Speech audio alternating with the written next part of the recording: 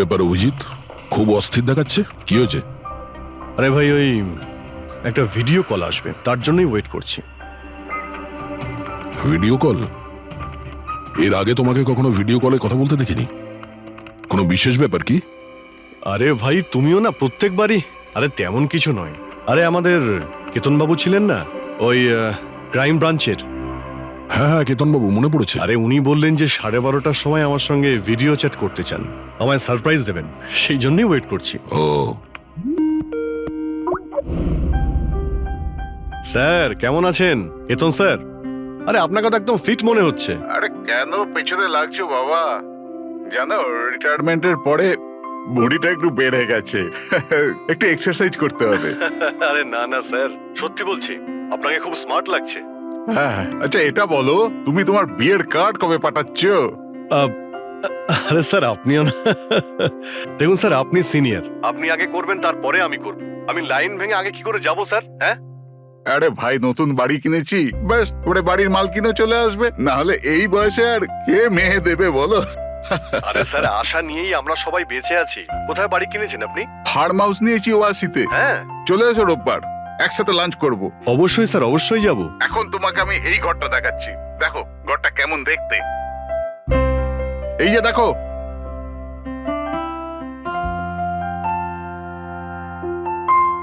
এবার আমি তোমাকে দেখাবো আমার স্টাডি রুম।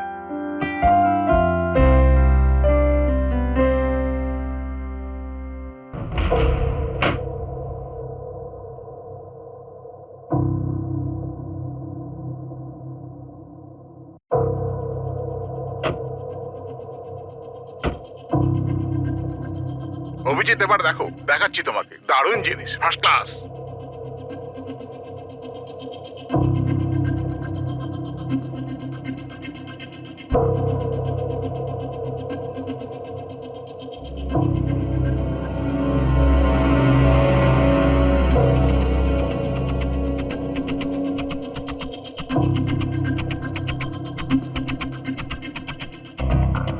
দেখলে অভিজিৎ, এটা হলো আমার স্টাডি রুম। স্যার খুব ভালো হয়েছে, খুব ভালো।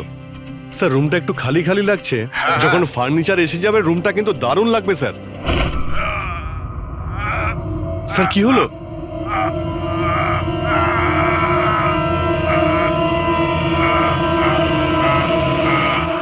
ও নো স্যার! কি আরে হয়েছে? ভাই, স্যারকে কেউ ছুরি মেরে দিয়েছে। ছুরি মেরে দিয়েছে? কোথায়? কে মেরেছে ছুরি? বুঝতে পারছি না। কিন্তু তুমি তো ভিডিও চ্যাট করছিলে ওর সাথে, না? হ্যাঁ করছিলাম, কিন্তু হঠাৎ করে এই ছুরি কোথা থেকে এলো আর কিভাবে ওনার লাগলো কিছুই বুঝতে পারলাম না। কি?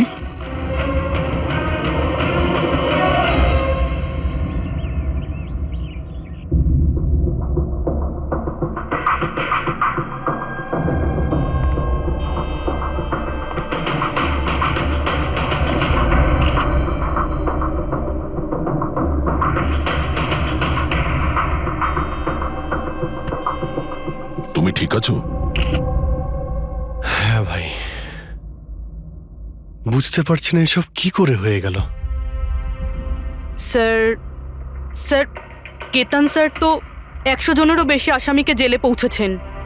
হতে পারে ওদের মধ্যেই কোনো একজন আসামি এই সব করেছে। হ্যাঁ, কিন্তু কিভাবে, কখন? কেতন স্যার আমার সঙ্গে কথা বলছিলেন, এইখানে বসেছিলেন, ওনার পিছনে কেউ ছিল না।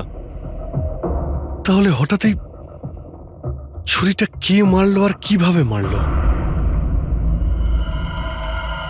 তুমি একদম শিওর যে ঘরের মধ্যে আগে থেকে কেউ ঢুকে বসেছিল না? আরে না ভাই, কেতন স্যার ভিডিও চ্যাটে উনি পুরো রুমটা দেখাচ্ছিলেন, আমরা কথা বলছিলাম, আর রুমটা দেখো, এখানে কোনো জায়গাই নেই, সবকিছু তো খোলা, কেউ কোথায় কিভাবে লুকোতে পারে? তুমি বলেছ যে তোমার সামনেই কেতনবাবু দরজা খুলে ভেতরে এসেছেন। হ্যাঁ, উনি এই দরজাটা খুললেন, ভিতরে ঢুকলেন, আর উনি দরজাটা বন্ধও করেছিলেন। তাহলে তো পরিষ্কার ব্যাপার, খুনি এই ঘরের মধ্যে আগে থেকেই ছিল, পরে আসেনি। আর সেটাই তো ভাই আমি দেখতে পেলাম না কেন? আরে আমার কথা ছাড়ো, ইনি কেন দেখতে পেলেন না? স্যার, এই রুমটাতে আসার আর কোনো রাস্তা নেই, এই দরজাটা ছাড়া। জানলা টানলা কিছুই নেই। পুরবি, এই রুমটা আবার ভালো করে চেক করো। কোনো না কোনো গুপ্তগত হতেই হবে এই রুমের। স্যার স্যার আমি 3বার চেক করেছি, প্রত্যেকটা জায়গা, প্রত্যেকটা কোণা, সবকিছুই। সত্যি এই রুমে আসার আর কোনো রাস্তা নেই। কোনো না কোনো গুপ্ত রাস্তা তো হবেই এই রুমের। কিছু গন্ডগোল আছে এখানে, না হলে এটা সম্ভব নয় যে অভিজিৎ ওই খুনিকে দেখতে পায়নি। এই কেতনবাবু এখানে একাই থাকতেন না? হ্যাঁ, একাই থাকতেন। এখানে কেয়ারটেকার থাকতো। তাহলে এটা জানতে হবে যে কে কে ওনার সঙ্গে দেখা করতে আসতো, আর কে কে জানতো কেতনবাবুর এই নতুন বাড়ির ব্যাপারে। ইয়া, পঙ্কজ স্যার। এই কেয়ারটেকারকে ডেকেছো তুমি? হ্যাঁ স্যার, কথা হয়েছে, আসছে। ফ্রেডি, প্রত্যেকটা ফিঙ্গারপ্রিন্ট নেবে, একটাও যেন বাদ না যায়। হ্যাঁ স্যার, প্রতিটা কোণের ফিঙ্গারপ্রিন্টস তুলে আনবো স্যার। স্যার, আমি তো দুদিনের ছুটিতে গেছিলাম। আমি কি করে জানবো যে এরকম এত বড় একটা ঘটনা ঘটে যাবে? তুমি ছাড়া এখানে আর কে কে আসতো? কেতন স্যার আর কার্পেন্টার, কতজন কার্পেন্টার ছিল? 3টে। আর কতদিন ধরে কাজ করছিল? প্রায় 1 মাস ধরে। 1 মাস ধরে? তার মানে ঘরের কোনা কোনা ওরা জানতো। এই কার্পেন্টার কেতনবাবু কোথা থেকে এনেছিলেন? ওনার পরিচিত ছিল নাকি কেউ পাঠিয়েছিল? না স্যার, ওরা কেতন স্যারের জানাশোনা লোক ছিল, কারণ ওরা কেতন স্যারের আগের বাড়িতেও কার্পেন্টারের কাজ করেছে। তুমি শিওর যে আর কেউ আসেনি? না স্যার। হ্যাঁ, মনে পড়েছে স্যার, 2জন অচেনা লোক এসেছিল। একজন কোনো এক ইন্টারনেট কোম্পানি থেকে এসেছিল, আর দ্বিতীয়জন ওয়াটার পাইপলাইন চেক করতে এসেছিল। ওরা পুরো বাড়ি ঘুরে দেখেছিল। স্যার এর জন্য আমাকে বকেছিলেন। কেন বকেছিলেন? কেননা আমি ওদের ভেতরে আসতে দিয়েছিলাম। স্যারের ওই 2জনের প্রথম থেকে আসার কোনো খবর ছিল না। আর স্যার ইন্টারনেট কানেকশনের জন্য কাউকে কিছুই বলেনি। আর এটা কবেকার ঘটনা? এটাই 2-3 সপ্তাহ আগের কথা। ও, মনে হচ্ছে এই দুজনেই কোনো গন্ডগোল করেছে। আচ্ছা, 5 বছর আগে তোমরা যখন এই কেসটা সলভ করেছিলে, তখন কেতনবাবু ছাড়া এই টিমে আর কে কে ছিল? আমি, পুরবী, কেতন স্যার আর মহেন।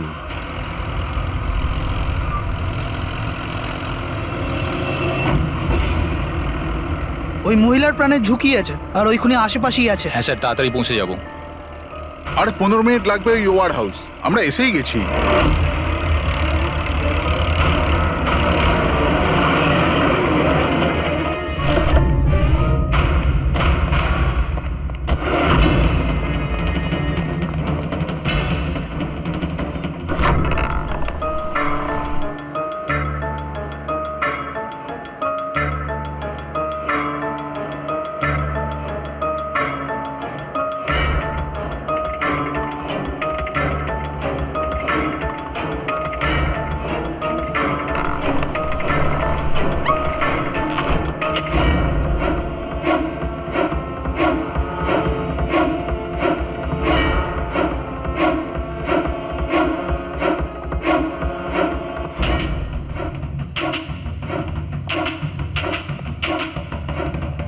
স্যার, এখানে তো কোনো মহিলাকে দেখতে পাচ্ছি না, আর ওই অপরাধীও নেই। ওটা কোনো মিথ্যে কল ছিল না তো? কোনো কারণ তো হবেই যে কেউ আমাদের ফোন করে এখানে ডাকলো, আর সেই কারণ এই আশেপাশেই আছে।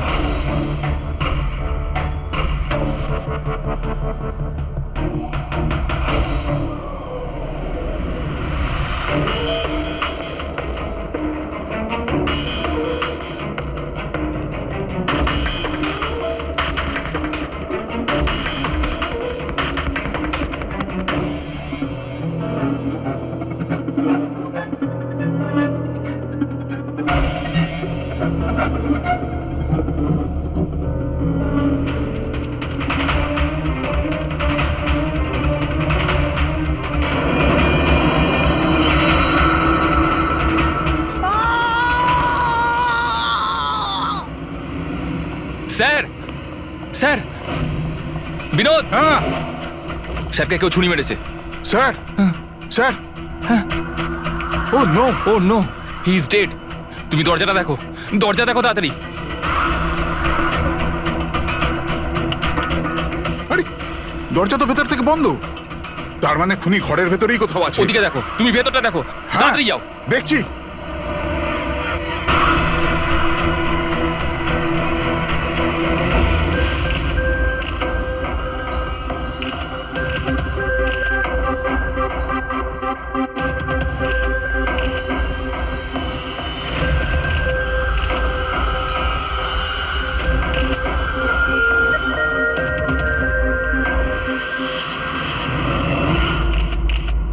তাহলে এখানে কেউ ছিল না? হ্যাঁ, স্যার সত্যি বলছি, এখানে মেহেন স্যার আর আমাদের ছাড়া আর কেউ ছিল না।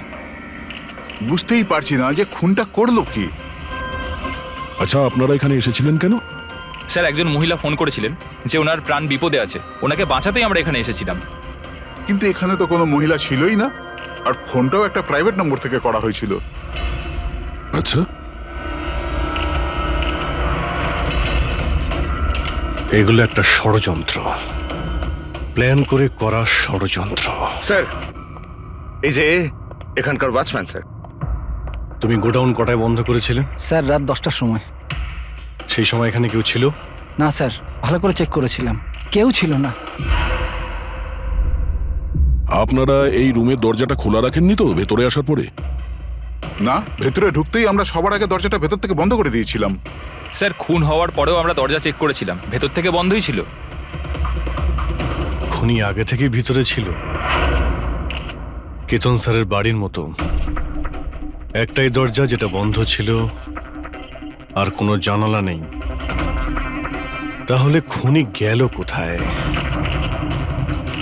স্যার আবারও একজন এমন অফিসারের খুন হয়েছে যাকে আমরা চিনি। আমার মনে হচ্ছে খুনিকে আমি চিনি। অভিজিৎ, তুমি কি করে খুনিকে চিনবে? তুমি তো দেখোইনি খুনিকে বার। বুঝে গেছি স্যার, আপনি কার দিকে ইঙ্গিত করছেন।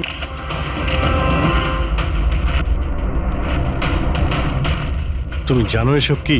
হ্যাঁ, এটা এশিয়ার নামকরা ক্লাসিক আর্টওয়ার্ক, কিন্তু এসবের এই কেসের সঙ্গে কি সম্পর্ক? যেটাকে তুমি এশিয়ার বিখ্যাত আর্ট ওয়ার্ক ভাবছো, সেটা আর্ট ওয়ার্ক ঠিকই, কিন্তু অরিজিনাল নয়। এটা ডুপ্লিকেট, নকল। এগুলো নকল, কিন্তু দেখতে তো একদম। দেখতে একদম আসল, অথচ এটা নকল। কিন্তু এই আর্টওয়ার্কের এই দুটো মার্ডারের সঙ্গে কি সম্পর্ক? এটা 5 বছর আগের কথা দয়া। তোমার এটা মনে আছে, তুমি আর এসিপি স্যার ডেপুটেশনের জন্য দিল্লি গিয়েছিলে? সেই সময় কিছুদিনের জন্য আমি আর পুরবী একটা কেসে ক্রাইম ব্রাঞ্চের হয়ে কাজ করেছিলাম। হ্যাঁ হ্যাঁ হ্যাঁ, কিছু কিছু মনে পড়ছে। এটা সেই কেস না যাতে কেউ নকল আর্টওয়ার্ক বানিয়ে সেটাকে বেশি দামে বেচার চেষ্টা করছিল? কারেক্ট। এই আর্টওয়ার্ক সেই বানিয়েছে, মিখেল। ওর নাম মিখেল।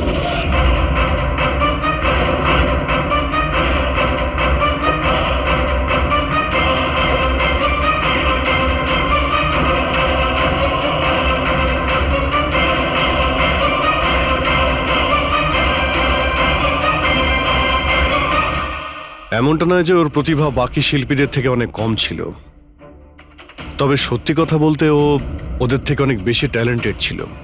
আর সেই জন্যই হয়তো ও একদিন ভেবেছিল যে অরিজিনাল পেন্টিং তো সবাই বানাতে পারে, কিন্তু অরিজিনালের মতো সেম কপি বানানো সবার পক্ষে সম্ভব নয়। আর এই কাজে এত টাকা ছিল যে ওর আসল পেন্টিং বানানোর কোনোদিনও প্রয়োজনই হয়নি। ও কোটি কোটি টাকা ইনকাম করেছিল মহান আর্টিস্টের অরিজিনাল পেন্টিংয়ের নকল পেন্টিং বানিয়ে। আর ওর কাজ এতটাই ভালো ছিল যে কেউ বলতে পারতো না যে পেন্টিংটা আসল না নকল। অনেকবার তো 30-40 বছরের আগের ক্যানভাসের পেন্টিং করেছে ও, অথচ সেটা কারো পক্ষে ধরাই সম্ভব ছিল না। কিন্তু একদিন পরিস্থিতি এমন হলো, অনেক আর্ট প্রেমী যখন কোটি কোটি টাকা লস করলো, তখন ক্রাইম ব্রাঞ্চ মিখেলকে ধরার দায়িত্ব আমাদের 4 জন অফিসারকে দেয়। কেতন স্যার, মহেন, পুরবী আর আমি। মিখেলকে ধরা এত সহজ ছিল না, কিন্তু কথায় আছে না, পিঁপড়েকে ধরতে হলে মিষ্টির ব্যবহার করতে হয়। আর এই পিঁপড়ের মিষ্টি ছিল ওর পুরনো ক্যানভাস আর সেই কেমিক্যাল যেগুলো ও ব্যবহার করত 200 থেকে 250 বছরের পুরনো পেন্টিং তৈরি করতে। আমরা সমস্ত আর্ট গ্যালারি আর দোকানে নজর রাখতে শুরু করে দিই যেখানে এইসব জিনিস পাওয়া যেত। যারা এই সমস্ত জিনিস কিনতে আসতো তাদের পুরো ঠিকুজি কুষ্টি পার করতাম আমরা।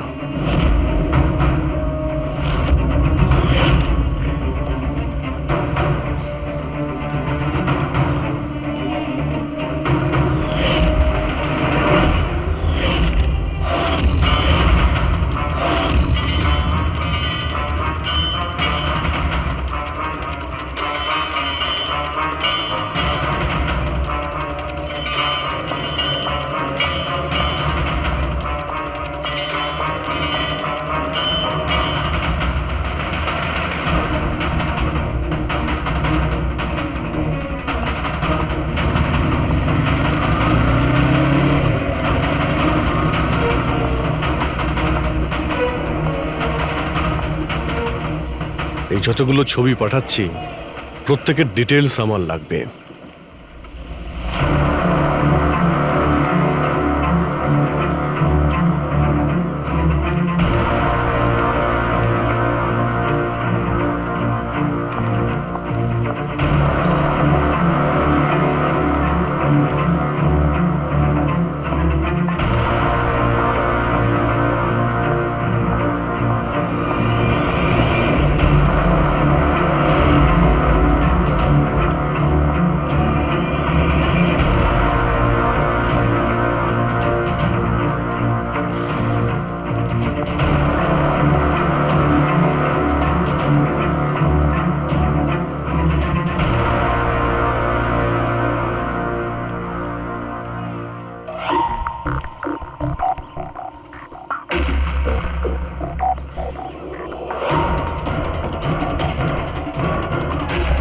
আর তারপরে 1 সপ্তাহ পরে আমরা এমন একটা মেয়েকে দেখলাম যে জিনিসপত্র তো কিন্তু তার কোনো আর্ট ব্যাকগ্রাউন্ড ছিলই না।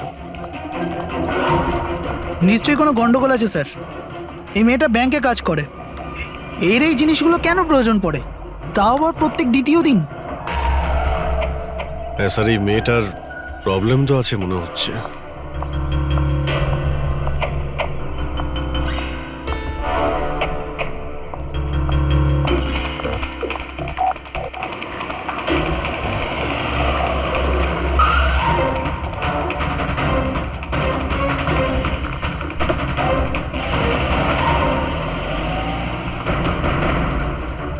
এই মেয়েটার একটু গন্ডগোল আছে, ওর পিছু নাও, দেখো কোথায় যাচ্ছে।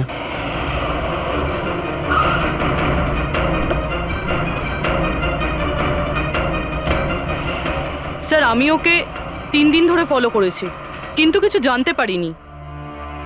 কারণ ও এই সমস্ত জিনিস নিয়ে ওর বাড়ি চলে যেত, কিন্তু 4র্থ দিন ও অন্য কোথাও গেল।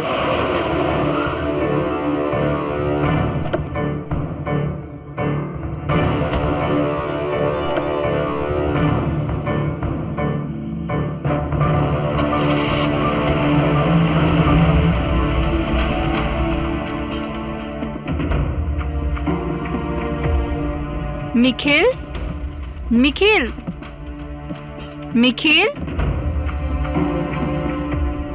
নিখিলও না, এখনো লাঞ্চটাও করেনি।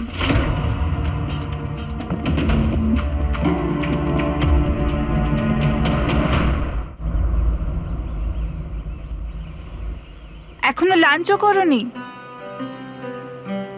এত কি কাজে ব্যস্ত থাকো যে খাওয়ার টাইম থাকে না? তোমায় দেখলেই তো আমার পেট ভরে যায়। জানো, বেবিকে মাখন লাগানোর না, এটা অনেক পুরনো আইডিয়া। মাখন নয়, সত্যি বলছি, তোমার মতো ভালোবাসতে পারে এমন জীবনসাথী কোথায় পাবো আমি, যে আমার জন্য নিজেকেও বিপদে ফেলতে পারে। আমি তো তোমার জন্য নিজের জীবনটাও দিতে। খবরদার, এরকম কথা যদি আরেকবার তুমি বলেছ, যদি তোমার কিছু হয়ে যায় না, আমি এই দুনিয়াটাকে আগুন লাগিয়ে দেবো। এত ভালোবাসো আমায়? নিজের থেকেও বেশি। যদি আমি কিছু চাই, তুমি আমায় দেবে? আমি জানি তুমি আমার থেকে কি চাইবে, যে আমি কেন সবকিছু ছেড়ে দিচ্ছি না। জানোই যখন তাহলে তুমি কেন ছেড়ে দাও না?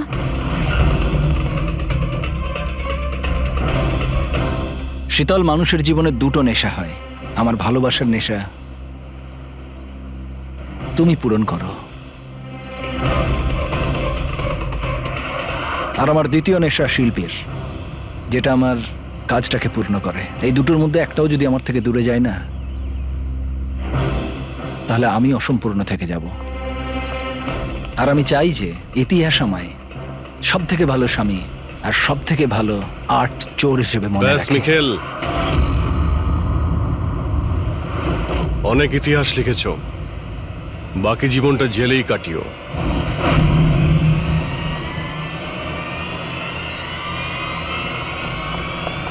Mikheil,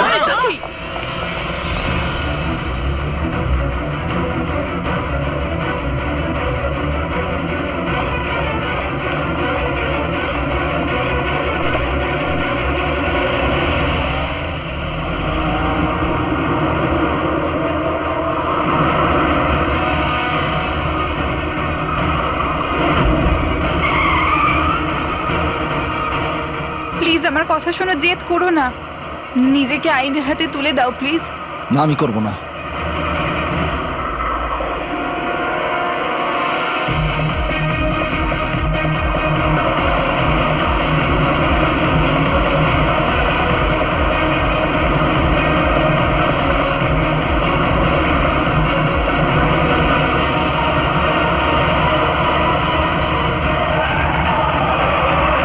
Nikhil!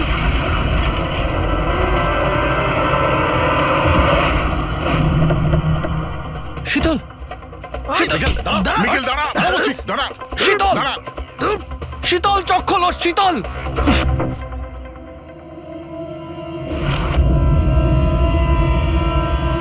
She is dead sir. তোমাদের জন্য আমার শীতল আমাকে ছেড়ে চলে গেল। ছাড়বো না আমি তোমাদের। তোমার স্ত্রীর মৃত্যুর জন্য আমরা দুঃখিত, কিন্তু তার জন্য দায়ী আমরা নই, তুমি। না তুমি অপরাধের রাস্তায় হাঁটতে, আর না তোমার পাপের শাস্তি তোমার স্ত্রীকে ভোগ করতে হতো। কাজের শাস্তি কে পাবে এটা ভবিষ্যৎ বলবে। ওর 5 বছরের শাস্তি তো এতদিন শেষ হয়ে গেছে, কিন্তু ওর স্ত্রীর মৃত্যুর প্রতিশোধের আগুন হয়তো ওর মনের ভিতরে এখনো জ্বলছে। মানে কেতনবাবু আর মেহেনের পরে ওর টার্গেট এখন পুরবিয়া তোমার ওপর। কারেক্ট। কিন্তু স্যার, ও এসব করছেটা কি করে? কারণ নজরে পড়ছে না কেন? এবার এই রহস্যের পর্দা তো মিখেলই তুলতে পারবে। ও তোমার আর আমার কোনো ক্ষতি করার আগে মিখেলকে আমাদের ধরতেই হবে। স্যার, স্যার কেতন বাবুর বাড়ি থেকে যে ফিঙ্গারপ্রিন্টস গুলো পেয়েছিলাম, হ্যাঁ, ওটা কারোর সঙ্গে ম্যাচ হয়েছে? স্যার ওই ওয়াটার পাইপলাইনে যে কাজ করে সে নির্দোষ হলেও যে লোকটা ইন্টারনেটের কাজ করে সে খুব গোলমেলে। এই ইন্টারনেটের লোকটা কে? Sir Ramen sir. Sir sir পুরনো পাপি স্যার। এই তো 6 মাস আগে ও অথর রোড জেল থেকে ছাড়া পেয়েছে স্যার। Arthur road jail? ওই মিখেলকে তো ওই জেলেই রাখা হয়েছিল। তার মানে ওই জেলেই এই অপরাধের প্ল্যানিংটা করা হয়েছিল, মিখেল আর ওই রমন জোব মিলে নিয়ে। তুই নিশ্চয়ই আবার জেলে যেতে চাইবি না? না স্যার, আমি দ্বিতীয়বার জেলে পাঠাবেন না স্যার। যদি আজ আমি মিখেলকে না পাই তাহলে তোকে এখানেই পুঁতে দেবো। না স্যার, মিখেল আমার সাথে এখানেই দেখা করতো, এখানেই দেখা করতো। আমি সেখানেই নিয়ে যাচ্ছি আপনাদের। আমার মিখেলকে চাই, ব্যাস। হ্যাঁ স্যার, ওখানেই নিয়ে যাচ্ছি আপনাদের।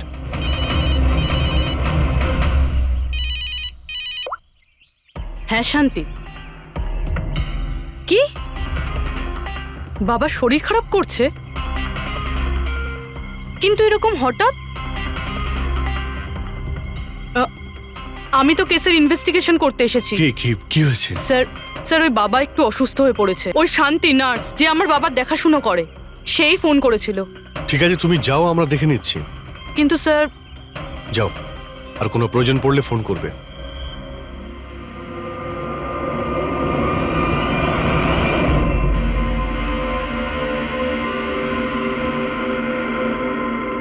কি হলো স্যার?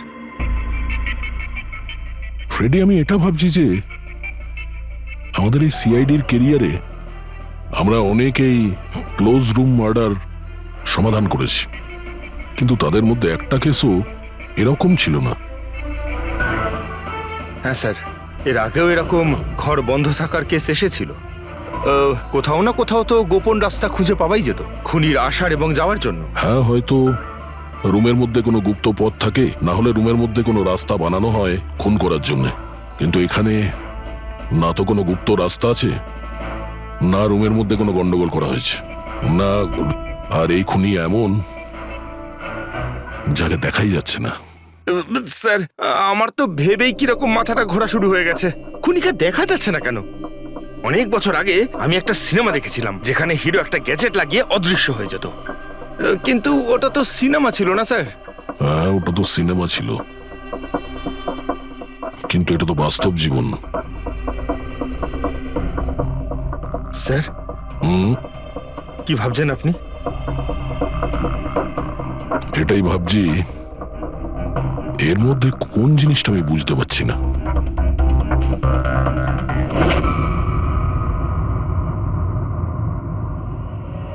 ও মাই গড, তার মানে এই ব্যাপার।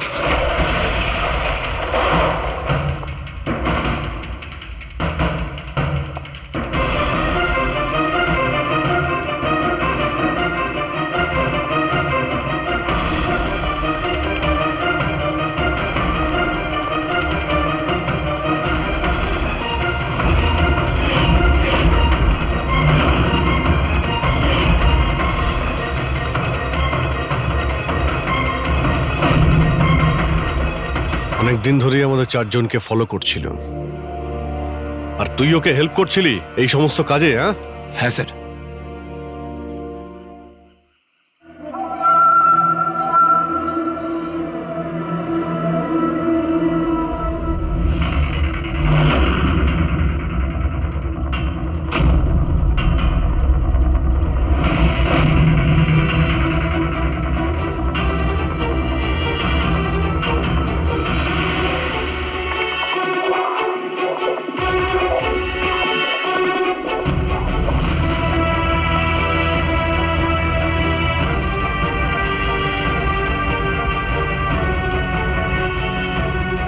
কিন্তু এই ওয়ালপেপার, ফার্নিচার, এসবের ছবি কেন নিয়েছিলি? হ্যাঁ, ওই মিখেল যেমন যেমন বলেছিল আমি সেরকমই ছবি নিয়েছিলাম স্যার।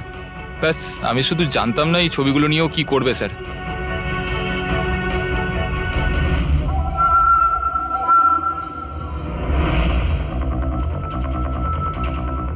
তাহলে কি এই ছবির মধ্যেই লুকিয়ে রয়েছে খুনের রহস্য?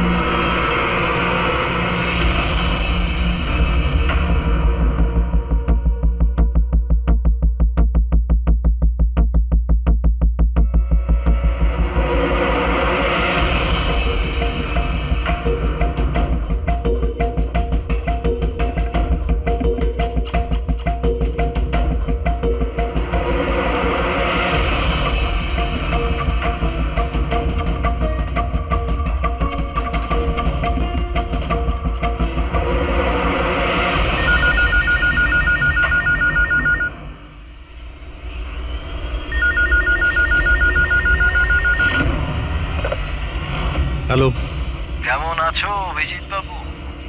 মিখেল, ব্যাপার, এতদিন পরেও তুমি আমার গলার আওয়াজ ভুলোনি। এমনিতে আমি জানতাম যে তুমি আমার বাড়ি পর্যন্ত নিশ্চয়ই পৌঁছবে। ইন্টেলিজেন্ট তুমি, কিন্তু সরি, তোমাকে স্বাগত জানাতে আমি বাড়িতে ছিলাম না। তোকে স্বাগত তো জানাবে সিআইডি, যখন আমরা তোকে আরেকবার ধরে জেলে নিয়ে যাব। জেল তো আমি তখন যাব না যখন তোমাদের নজরে আমি আসব। তার আগে এই ধাঁধাটা তো সমাধান করো যে আমি তোমাদের এমনিতে নজরে কেন আসছি না। কি হলো, কি ভাবনায় পড়ে গেলে? হ্যাঁ, আমি জানি তুমি ইন্টেলিজেন্ট, কিন্তু এতটাও ইন্টেলিজেন্ট নও যে এই কেসটাকে সমাধান করো। কেসটা তো তোমার আর পুরবীর মৃত্যু দিয়েই শেষ হবে। মিখেল, রাগ নয় অভিজিৎ বাবু, রাগ করে কেন নিজের বিপি বাড়াচ্ছ? চলো একটা ছোট্ট তোমায় হিন্ট দিয়ে দিই। আমায় তুমি সেখানেই দেখতে পাবে যেখানে এই গল্পের শুরু হয়েছিল, যেখানে শীতলকে তুমি আমার থেকে ছিনিয়ে নিয়েছিলে। পুরবি মারা যাওয়ার আগে তো নিশ্চয়ই পৌঁছতে পারবে। মিখেল, মিখেল, হ্যালো পঙ্কজ, তুমি এক্ষুনি পুরবীকে ফোন করো, ওকে বলো বাড়িতে থাকতে, বাইরে বের না হতে। ও কি হলো স্যার? আচ্ছা, আমি যেটা ভাবছি সেটা যদি ঠিক হয় তাহলে জানা যাবে যে খুনি এগুলো কিভাবে করলো। কিভাবে? আশ্চর্য তো, বাবা তো পুরোপুরি সুস্থ আছে, তাহলে তাহলে শান্তি ফোন করে আমাকে ডাকলো কেন? আর নিজেও তো বাড়িতে নেই। ফোন করলাম, ফোনটাও ধরছে না।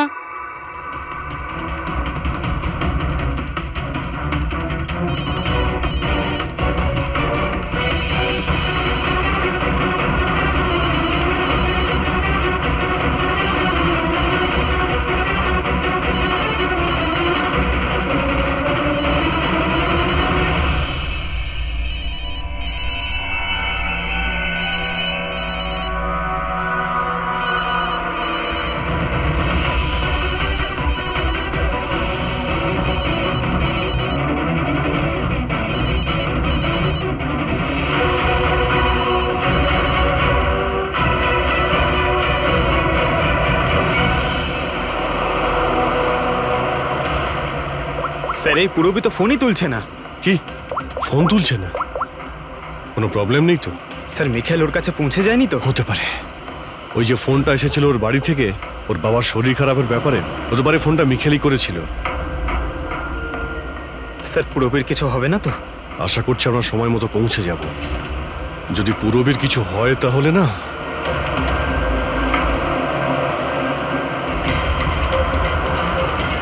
এসে গেছি। এটা সেই জায়গা যেখানে মিখেলের ওয়াইফ মারা গিয়েছিল।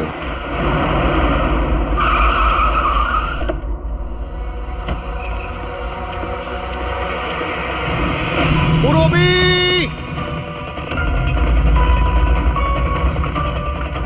পুরবি!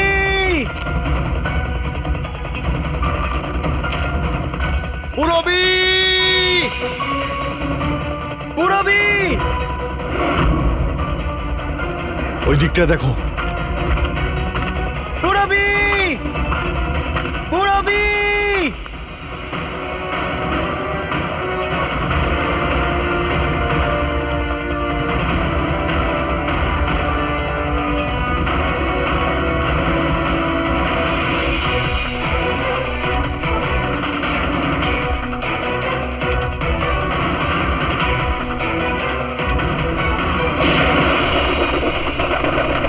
পুরবি! পুরবি!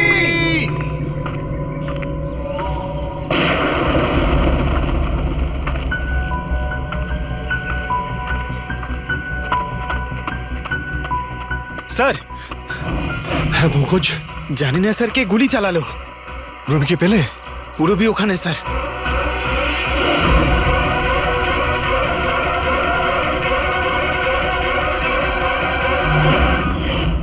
ও নো!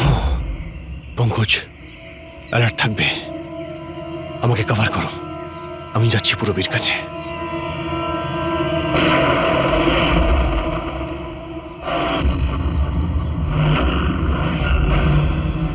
ভয় পেও না অভিজিৎ, এখনো মরেনি।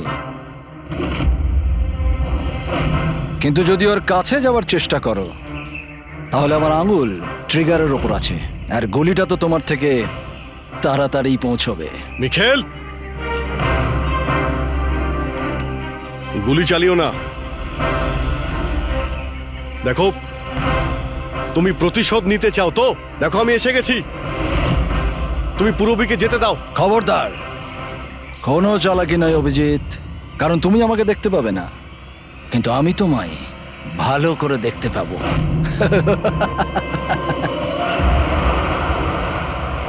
অভিজিৎ, আমার কথা মন দিয়ে শোনো, তুমি একদম রিয়াক্ট করবে না। তুমি এই মিখেলকে দেখতে পাবে না। তুমি আর কেতনবাবু ওকে কেতনবাবু স্টাডি রুমে দেখতে পাওনি। মাহান ওকে আর্ট ওয়্যার হাউসে দেখতে পাইনি। পূরবী নিজে ওকে ওর ঘরে দেখতে পাইনি। কেন? কারণ ওকে দেখা সম্ভব নয়। ও যেখানে যেখানে অন্যায় করে সেখানকার কোণে কোণে ও লুকিয়ে পড়ে। ওই রুমে, ওই ডেকোরেশনে ও এমন ভাবে লুকিয়ে পড়ে কেউ বলতেই পারবে না যে ও আর্ট পিস না, একজন মানুষ। কেতনবাবুর রুমে ও ও ওয়ালপেপার হয়ে গেছিল, ওয়ালপেপার।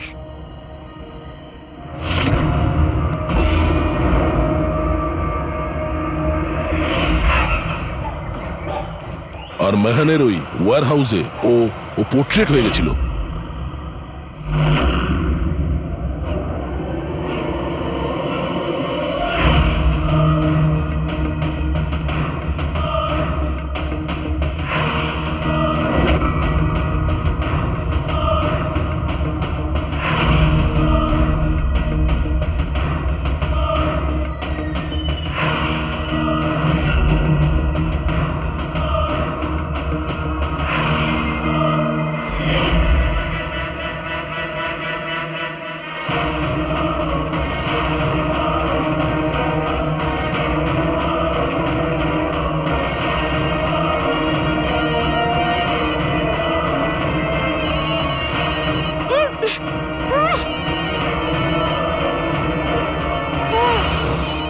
এটা আমি তখনই বুঝতে পারলাম যখন ওয়্যার হাউসের ক্রাইম সিনের ফটোগুলো আমি দেখলাম।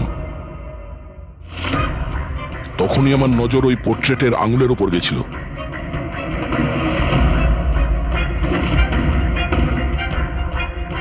ও পোর্ট্রেট ছিল না, ওই মিখেল ছিল, মিখেল। ওকে দয়া, পঙ্কজ সাবধানে, পঙ্কজ সাবধানে, জঙ্গলে লুকিয়ে আছে। পঙ্কজ, তুমি এখানেই থাকো, রবির দিকে নজর রাখবে। মিখেল, আমরা কিছুই করব না, আমরা এখান থেকে চলে যাচ্ছি। তবে তুমি রবিকে ছেড়ে দাও প্লিজ।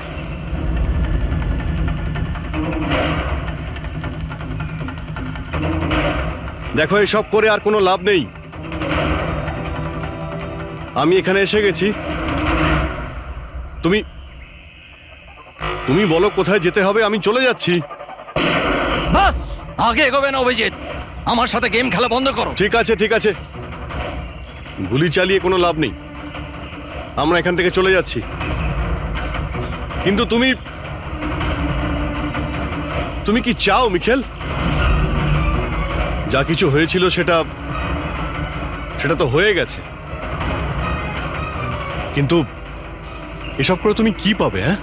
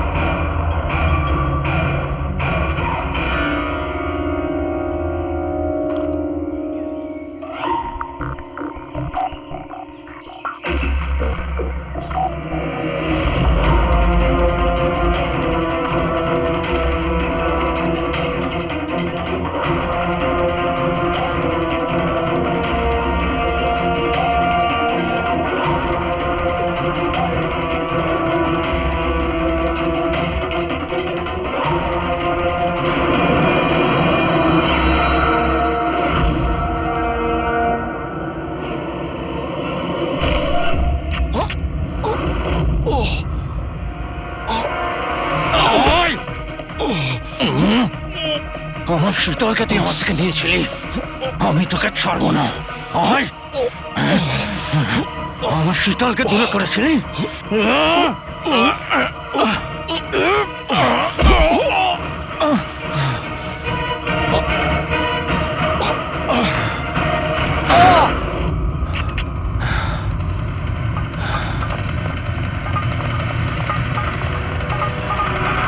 রবি তুমি ঠিক আছো তো? তোর আসল জায়গা জেলে, আর এইবার তুই বাইরে আসবি না, সোজা ফাঁসিতে ঝুলবি।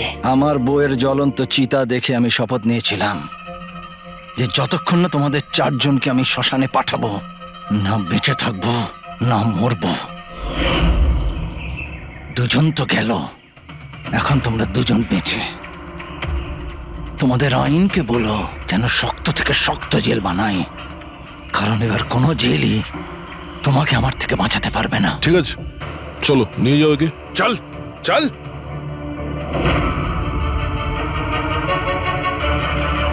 আসবো, ফেরত আসবো।